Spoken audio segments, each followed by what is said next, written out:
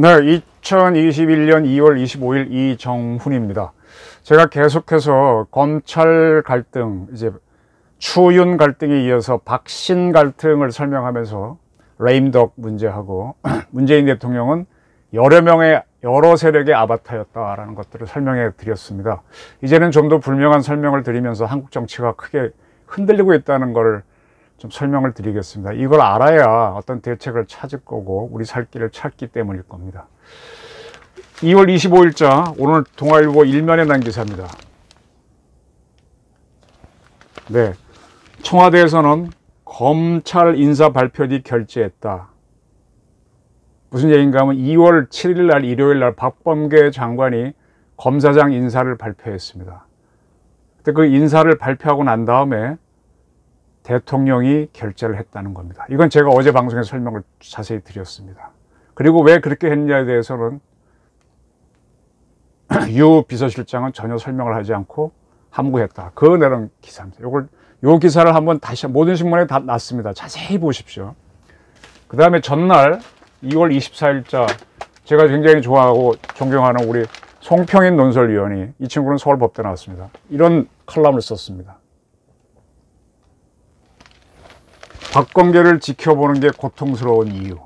굉장히 불편한 제목입니다.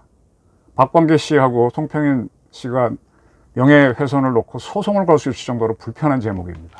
송평인 우리 논설위원이 굉장히 예리한 사람입니다.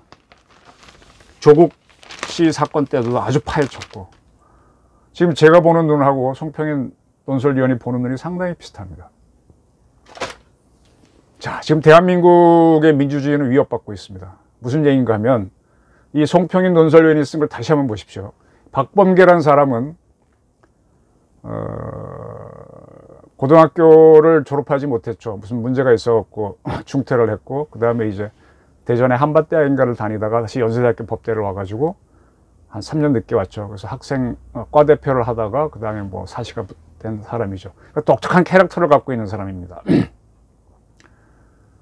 이제 그런 얘기를 쭉 이제 송평인 논설위원회 하면서 박범계를 바라보는 게 고통스럽다. 그런 얘기죠. 그 다음에 그리고 오히려 범생은 누구냐?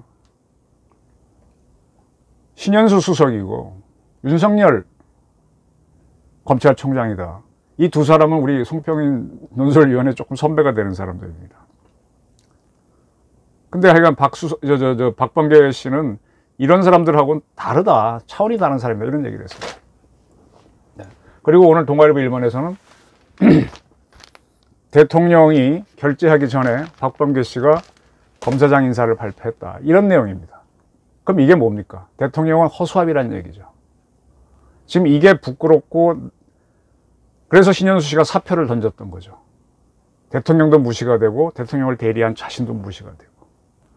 그리고 또 하나 이제 형사부장 박은정 검사의 남편이기도 한 이종근 형사부장 문제에도 또 패싱이 돼버리고, 이러니까 이제 신현수는 사표를 냈던 건데, 사의를 표명했던 건데, 이게 나가게 되면 청와대가 이제 풍비박산 났다는 게 드러나니까 대통령이 얼버무리는 거지 않습니까? 그죠? 그러면 지금 항명을 한 주체는 누굽니까? 박범계 법무부 장관이죠. 박범계 법무부 장관 뒤에는 누가 있습니까? 제가 어제 딸레반이라고 표현했던 중대범죄수사청을 만들려고 하는 강경 세력들. 그들 중에 일부, 황운하 의원 같은 사람은 그들보다도 더 빨리 중대범죄수사청을 만들자는 공청회를 하고 있습니다. 했습니다. 이게 뭡니까? 자신들이 뭔가 불안한 거죠. 그들과 같이 지금 호흡을 맞춰 나가려고 하는 게 박범계 법무부 장관입니다. 이건 뭐냐? 대통령의 헌정 질서가 무시됐다는 얘기입니다. 저는 지금 작금의 사태는요, 지금 뭐 이성윤 서울중앙지검장이 김학의 씨 불법 출금에 개입했다. 그것도 큰 문제입니다. 근데 그걸 넘어선 사건들이 터져버렸어요. 더 터져버렸습니다. 더 큰 게 터져버렸습니다. 지금 불법 출금 사건에 중앙지검장이 개입했다는 것도 이거 엄청난 사건인데, 더 큰 거, 대통령이 무시돼 버렸거든요. 어떻게 하겠습니까? 지금 이제 작은 허물을 덮고 하더니 점점 큰 허물이 만들어져서 엉망진창이 됐는데, 저는 지금이라도 대통령께서 박범계 씨에 대한 조사를 지시하는 게 옳은 수순이라고 봅니다.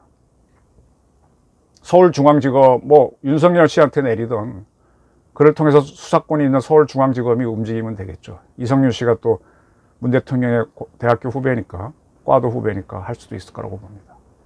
그렇게 하지 않으면 대통령이 능멸을 당하면서 청와대가 완전히 고립이 됩니다. 딸내반들이 끌고 나가는 정치가 되는 거죠. 지금까지 대통령이 맞춰주셨는데 그것도 한계가 있는 겁니다. 너무 나가게 되면 문제가 커집니다. 이렇게 어려운 판국에. 그래서 지금 이제 좀 설명이 제가 좀 직설적으로 하기 시작했는데, 이제 감을 잡으셨을 겁니다. 왜 대한민국 언론들이 이런 식으로 보도를 하느냐. 단정적으로 보도하게 되면 굉장히 부담스럽거든요. 네. 우리 송평의 논설위원이 이제 툭 던졌고, 네. 그리고 이제 제가 한번 소개를 했지만 우리 김태휘 판사가 이런 책도 썼습니다. 법복은 유니폼이 아니다. 이거는 이제 판사들에게 하는 얘기일 수 있지만 이 판사들도 정신 차려야 되는 거죠. 이 대한민국 법치가 무너지게 되면, 양육강식으로 가게 되면 대한민국은 무너질 수 있습니다. 쉽게 무너지지는 않겠지만 상당히 무너질 수 있습니다. 그래서 이 문제에 대해서 고민을 하면서 우리 사법부에 계신 분들, 판사들도, 제가 지난번에 그 조선일보에 났던 신랄하게 김명수 대법원장을 비판하는 글을 읽어드렸는데, 이제 아는 사람 다 알거든요. 텔레그램 하나 받으면 누가 움직이는 거 다 알고 있습니다. 그러면 누가 대한민국을 움직입니까? 대통령도 아니었던 거지 않습니까? 농락당하고 있는 건지도 모릅니다. 그래서 지금 대통령께서, 제가 좀 주문을 드리고 싶습니다. 국정농단을 한 사람들을 조사하게 해라. 그렇지 않으면 대한민국이 흔들릴 수 있고 대통령의 권위는 땅에 처박힐 수 있다. 상당히 국가적으로 알람이 반짝반짝 울고 있다. 그리고 저를 포함한 많은 기자들이 이미 감을 잡고 있다. 누군가 툭 던지기 시작하고, 이미 국회에서는 주호영 원내대표가 헌정 질서를 위반했다고 툭툭 던지고 있습니다. 다 알고 있습니다. 보물 터지듯 터지면은 180석의 다수당이라서 버티긴 하겠지만은, 그래도 그 안에서 내분이 일어날 것이기 때문에 박근혜 정부가 촛불이 터지고 또 최순실 씨가 일으킨 사건이 너무 과대하게 곡해됨으로 해서 위기가 왔듯이 그런 위기가 올 수 있습니다. 이걸 피하고 대한민국을 조금이라도 덜 위기에 빠지게 하려면 저는 국정농단을 하는 자들에 대한 조사를 대통령이 과감하게 조사하도록 하는 게 옳은 길이다. 이 의견을 좀 올리고 싶습니다. 감사합니다.